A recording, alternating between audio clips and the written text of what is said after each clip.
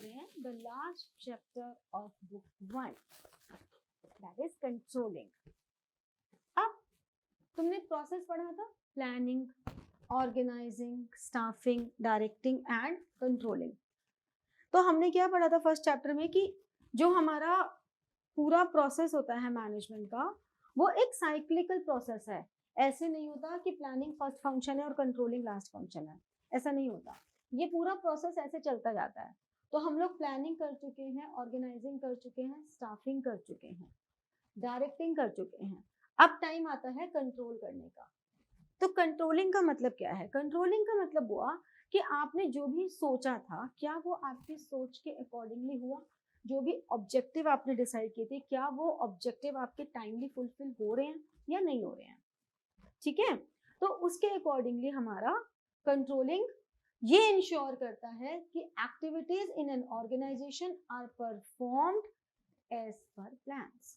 जो हमने प्लान में सोचा, क्या एज पर प्लान्स हमने काम किए हैं? हमने प्लान में सोचा कि हमें 12,000 यूनिट्स का आउटपुट बनाना है।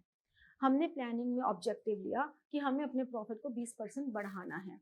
तो क्या हमने प्रॉफिट 20% बढ़ाया? क्या हमारी प्रोडक्शन 12,000 यूनिट्स की हुई? तो ये इंश्योर करना कि क्या हमने अपने प्लान्स के अकॉर्डिंगली काम किया है। सेकेंडली कि it ensures that an organization resources are being used effectively and efficiently for the achievement of predetermined goals। जो हमने प्लानिंग में गोल्स लिए थे, हमने मान लो वो पूरे कर भी लिए, ठीक है, बट पूरे होने के बाद क्या वो एफिशिएंटली इफेक्टिवली पूरे हुए हैं? क्योंकि अगर हमने रिसोर्सेज का ऑप्टिमम यूटिलाइजेशन नहीं किया और हमने ऑब्जेक्टिव पूरा कर भी लिया, तो व्हाट इज द पॉइंट? हम पहले चैप्टर से बात पढ़ते आ रहे हैं कि मैनेजमेंट का मेन ऑब्जेक्टिव ही है to use resources efficiently and effectively. तो हम क्या कहते हैं, जब भी हम कंट्रोलिंग की बात करते हैं तो हम कहते हैं कंट्रोलिंग इज गोल ओरिएंटेड।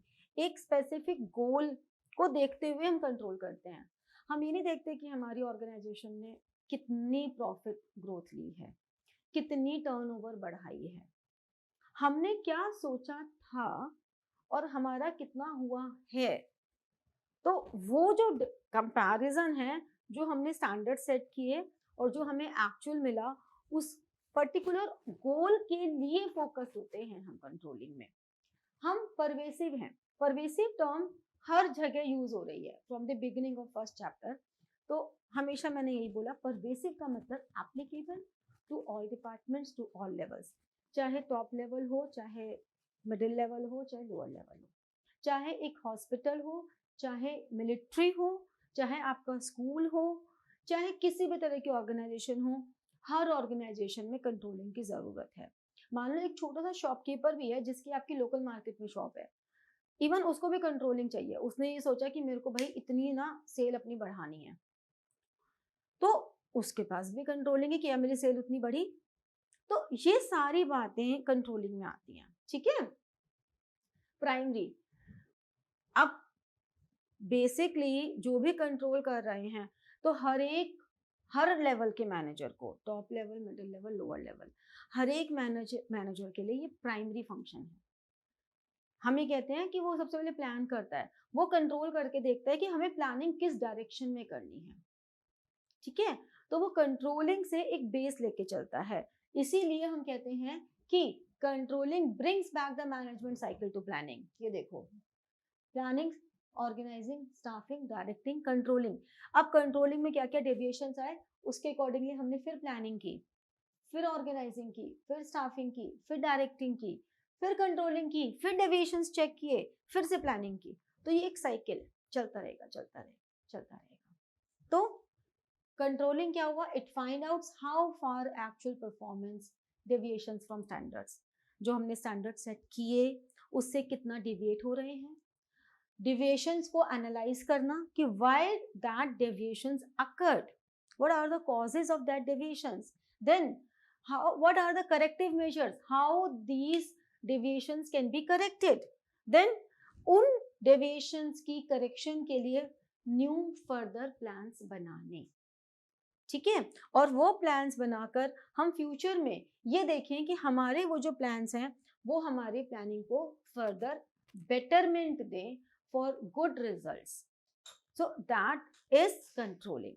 तो कंट्रोलिंग का कॉन्सेप्ट क्या हुआ ओवरऑल? कंट्रोलिंग का कॉन्सेप्ट ये हुआ सब मिलाकर कि कंट्रोलिंग क्या है कि कोई भी जो ऑब्जेक्टिव डिसाइड हुआ है वो ऑब्जेक्टिव हमने कितना पूरा किया, अगर वो यहाँ तक पूरा हुआ तो यहाँ तक में क्या रीजंस थे कि वो इतना ही पूरा हुआ, अगर वो यहाँ से यहाँ चला गया तो क्या रीजन रहे कि इतना आगे चला गया। तो ये सारा एनालाइज करना कि आखिर ये डेविएशंस आए तो पॉजिटिव आए या नेगेटिव आए, पॉजिटिव डेविएशंस आए तो हमें उनसे आगे के लिए लर्निंग लेनी है, नेगेटिव डेविएशंस आए तो आखिर वो क्यों आए and how that deviations can be cured. Okay, तो नेक्स्ट हमारे पास पॉइंट आता है कि वाई कंट्रोलिंग इज इम्पॉर्टेंट। जो हमने कॉन्सेप्ट अभी पढ़ा उससे बहुत क्लियरली समझ में आया हो कि why controlling is important. Controlling is important to accomplish organisational goals. जो भी हमारे गोल्स हैं वो हमें अचीव करने हैं, इसके लिए हमें कंट्रोलिंग की ज़रूरत है। हमें कंट्रोलिंग की ज़रूरत है एक्यूरेसी चेक करने के लिए, हमने जो स्टैंडर्ड्स बनाए उनकी कितना एक्यूरेट है। जैसे कि मैंने बताया कि हमने स्टैंडर्ड्स बनाए कि 1200 यूनिट्स प्रोड्यूस करनी है।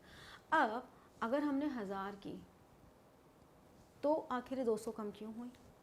अगर वो 2000 यूनिट्स प्रोड्यूस हुई तो इसका मतलब हमने स्टैंडर्ड्स ही ठीक नहीं बनाए थे, तो हमें स्टैंडर्ड्स ही हमने कम बनाए, तो इसका मतलब हमने स्टैंडर्ड्स को अच्छा नहीं बनाया। तो हमारे स्टैंडर्ड्स कितने एक्यूरेट हैं दैट कैन बी जज through controlling.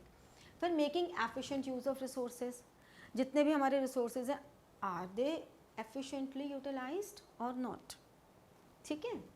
Then improving employee motivation. अब देखो हर एम्प्लॉय को ये पता है कि किस एम्प्लॉय के पास कितना टारगेट है, हमने स्टैंडर्ड्स फिक्स कर दिए, हमने सबको बोल दिया ये ए है, ये बी है, ये सी है, हमने सबको बोल दिया, इसको हमने कहा तुम्हें 400 बनाने हैं, तुम्हें 400 बनाने हैं और तुम्हें 400 बनाने हैं। हमने स्टैंडर्ड्स फिक्स कर दिए कि 1200 यूनिट्स हैं, 3 एम्प्लॉयज़ हैं, 400 तीनों बनाओगे। अब एम्प्लॉय के लिए ये मोटिवेशन का काम करेगा, अगर इसने 400 से 410 बना लिए तो ये मोटिवेट हो जाएगी कि वाह मैंने तो ज़्यादा बना लिया। अगर ये 350 पे पहुंचा तो इसके पास भी एक मोटिवेशन है, क्या कि मैंने 350 बनाए ना, yes I can do for 400 also. तो इस तरह से इनको देख के इसे भी मोटिवेशन मिलेगा कि भाई अभी मैं चाहे 200 पर ही हूँ, लेकिन अगर ये 410 बना रहा है, ये 350 बना रहा है तो मैं भी बना लूँगा। एम्प्लॉयज़ को ना स्टैंडर्ड्स पता है, तो वो जब स्टैंडर्ड्स को अचीव करते हैं तो उन्हें एक बड़ी एकम्प्लिशमेंट वाली फीलिंग आती है। जैसे आपने अगर अपने लिए स्टैंडर्ड्स फिक्स किए कि मुझे इस सब्जेक्ट में इतना स्कोर लेना है, मुझे आज इतने घंटे पढ़ना है, और जब वो अचीव हो जाए, आपने ये स्टैंडर्ड फिक्स है कि आज मुझे स्क्रीनिंग नहीं करनी है, वो फिक्स हो जाए तो अच्छा लगेगा कि नहीं लगेगा? मज़ा आएगा कि नहीं आएगा कि अरे वाह मैंने सोचा था इतने मार्क्स आएंगे, मेरे आ गए, तो you will be highly motivated. तो सेम एक एम्प्लॉय के लिए भी है कि employee will be highly motivated, ठीक है, जब उसको लगेगा उसके टारगेट अचीव हो गए। फिर ऑर्डर एंड डिसिप्लिन, एम्प्लॉय के पॉइंट से देखें तो मोटिवेशन भी है और हम उनके लिए एक ऑर्डर एंड डिसिप्लिन भी रख सकते हैं, कंट्रोलिंग, कि आपको इतना करना है, डिसिप्लिन रह गया, ये नहीं कि जिसको जितने दिल में आए कर लो। तो अगर आप लोगों को ये बोला गया कि भाई इतने इतने आपको घंटे पढ़ना है, आपने इतने मार्क्स लाने हैं, तो आपके लिए भी तो एक डिसिप्लिन रहा ना कि मुझे पढ़ना ही पड़ेगा भाई। जैसे कि आप लोगों को बोला हुआ है कि इतने % वाला पास है, इतना फर्स्ट डिवीज़न है, कॉलेज में एडमिशन इतनी कट ऑफ में मिलता है, तो आपके ऊपर एक डिसिप्लिन है ना, एक ऑर्डर है ना कि मुझे इतना तो पढ़ना ही पड़ेगा। तो एक एम्प्लॉय के लिए भी ये ऑर्डर एंड डिसिप्लिन है। इसको हम एक और एग्जाम्पल से समझ सकते हैं। मान लो किसी कंट्रोलिंग पर्पज़ से CCTV कैमरास लगा दिए, ठीक है, तो अब एम्प्लॉयज़ को ये पता है कि यहाँ पे CCTV कैमरास लगे हुए हैं, तो वो अपने आप ही डिसिप्लिन में काम करेंगे, टाइम वेस्ट नहीं करेंगे, प्रोडक्टिव रहेंगे। ऑल्दो ये वाला कंट्रोलिंग का मेजर बहुत ज़्यादा क्रिटिसाइज्ड भी होता है लिमिटेशंस में, कि लिमिटेशंस ये कहती हैं कि एम्प्लॉयज़ चीज़ को रजिस्ट नहीं करते कि आप हमारी प्राइवेसी को ब्रेक कर रहे हो।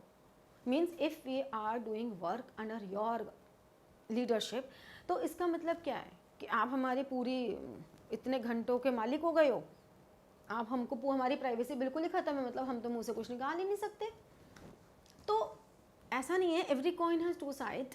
तो कुछ फ़ायदे कुछ नुकसान हर चीज़ के ही होते हैं, बट हाँ एक ऑर्डर डिसिप्लिन मेंटेन रहता है। जैसे कि आजकल के बहुत सारे ऑफिसेज में एक हो गया है कि आप ना मोबाइल फ़ोन अपने जाके लॉकर में जमा करा दो, ठीक है, आपने लॉकर में जमा करा दिया, अब आपके पास फ़ोन नहीं है, बट अगर आपको फ़ोन करना है तो आपके घर वालों के पास भी एक नंबर रहेगा और आपके पास एक ऑफिस से नंबर मिलेगा, उस पर बात कर सकते हो। अब देखा जाए तो उन्होंने ये ऑर्डर के लिए किया है कि पूरे टाइम आप व्हाट्सएप, इंस्टा की रील्स स्क्रॉल ना करें, व्हाट्सएप के स्टेटस, स्नैपचैट, मतलब आप इन अनप्रोडक्टिव चीज़ों में ना लगे रहें और आप काम पे ध्यान दें, उनका पर्पस ये है।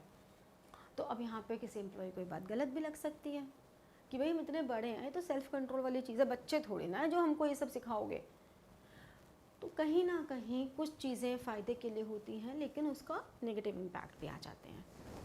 फैसिलिटेटिंग कोऑर्डिनेशन इन एक्शन, अगर हम कंट्रोल कर रहे हैं तो हम यूनिटी ऑफ डायरेक्शन वाले प्रिंसिपल को प्रैक्टिकली अप्लाई कर रहे हैं। कैसे? यूनिटी ऑफ डायरेक्शन क्या था? One head one plan. अब वन हेड वन प्लान तभी तो होगा ना जब सब कंट्रोल्ड बिहेवियर में रहेंगे। कोई कुछ जा रहा है, फाइनेंस कह रहा है मैं पैसे नहीं दूंगा, प्रोडक्शन कह रहा है मुझे हाँ महंगे वाला रॉ मटेरियल चाहिए, एडवर्टाइजमेंट कह रहा है मैं तो भाई किसी बड़े स्टार को लेकर आऊँगा, तो इतना इतना पैसा सब अपना अपना अपना, वो कहते हैं अपना अपना राग अलापना, तो अपना अपना राग अलाप रहे हैं। तो फैसिलिटेटिंग कोऑर्डिनेशन इन एक्शन, वो जितने भी एक्शंस हैं उनको एक कोऑर्डिनेटेड बिहेवियर में लेकर आते हैं। तो इन सारी बातों से हमारी लिमिटेशंस क्या रही कि कई बार हम क्वांटिटेटिव स्टैंडर्ड फिक्स नहीं कर पाते। जैसे कि हमने कहा कि ये एम्प्लॉय बहुत मेहनती है, मैंने कहा ये बच्चा बड़ा मेहनती है, इसके मार्क्स नहीं आते, लेकिन हमारे यहाँ हम कितना भी बातें कर लें कि भाई मार्क्स कुछ नहीं होता, नॉलेज होती है, फिर भी हमारी एक नॉर्मल टेंडेंसी है कि वी जज any child on the basis of his और हर मार्क्स। तो ये हम चाह कर भी, चाहे हम कितना भी कर लें, हम ये करते हैं, this is a normal tendency. उसे देखो इतने मार्क्स आते हैं, तुम घूमते रहते हो, और उसे देखो उतना घूमता है फिर भी उसके इतने मार्क्स आते हैं। तो basically we are judging on the basis of marks, ठीक है। तो हम ये नहीं देख पाते कि वो बच्चा ऑनेस्ट कितना है, वो बच्चा मॉडेस्ट कितना है, वो काइंड हार्टेड कितना है, हम ये नहीं देख पाते। तो इसी तरह से एक ऑर्गेनाइजेशन में एक एम्प्लॉय कितना ऑनेस्ट है, कितना लेबोरियस है, कितना डेडिकेटेड है, we can't measure them in quantitative terms, so that is difficult. Little control on external factors, government policy change हो गई, टेक्नोलॉजिकल चेंजेस हो गए, अचानक से चीज़ें पुरानी हो गई, इस पर तो आप कंट्रोल ही नहीं कर सकते, इसके लिए क्या ही करोगे, you have to accept the changes. Resistance from employees I explain earlier, and costly affair, पता लगे जी आपने अपने एम्प्लॉयज़ को कंट्रोल करने के लिए सीसीटीवी कैमरा लगाए, अब वो इतने महंगा अफेयर हो गया कि आपकी जितनी बचत थी, कमाई थी, वो उस कैमरे में ही चली गई, फिर क्या फ़ायदा हुआ। तो इस तरह से हम बिल्कुल भी ये नहीं कह सकते कि कंट्रोलिंग हमेशा ही सही है। कई बार आपको कंट्रोलिंग को देखना पड़ता है कि वो कॉस्ट बेनिफिट एनालिसिस, तो हर फंक्शन, जैसे प्लानिंग में भी हमने किया था कि प्लानिंग की लिमिटेशन थी, इट रिक्वायर्स ह्यूज कॉस्ट, तो हमें हर जगह कॉस्ट बेनिफिट एनालिसिस देखने ही पड़ेंगे, आप इग्नोर नहीं कर सकते। ओके, सो अब हमारा कंट्रोलिंग का एक पार्ट यहाँ ख़त्म होता है। हम नेक्स्ट सेशन में डिस्कस करेंगे कि what are the different process of, what is the process of controlling, different steps in the process of controlling, और कंट्रोलिंग के कुछ टेक्निक्स करेंगे। ज़्यादा टेक्निक्स तो हमारे सिलेबस में है नहीं, सो हम वो करेंगे नेक्स्ट सेशन में कवर, ठीक है। सो आज के लिए bye, and like, subscribe and comment in case of any problem you have in the comment section, and keep your notifications on to get all the notifications, so press the bell button. Thank you so much, good luck.